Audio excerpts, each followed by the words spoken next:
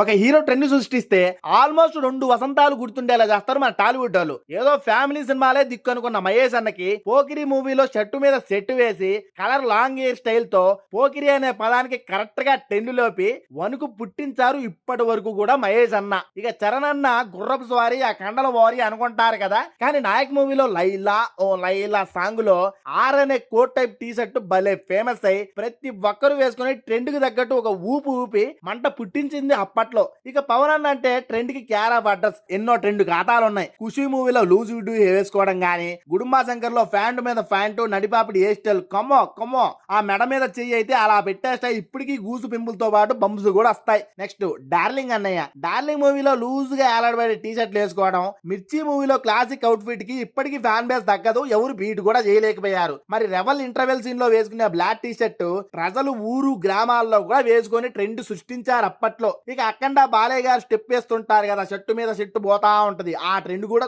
Super ఉంది. ఇలా చాలా ట్రెండ్స్ ఉన్నాయి. మీకు తెలిసిన ట్రెండ్స్ ని కింద కామెంట్ చేసి మన ఛానల్ ని సబ్స్క్రైబ్ చేసుకోండి నాయన.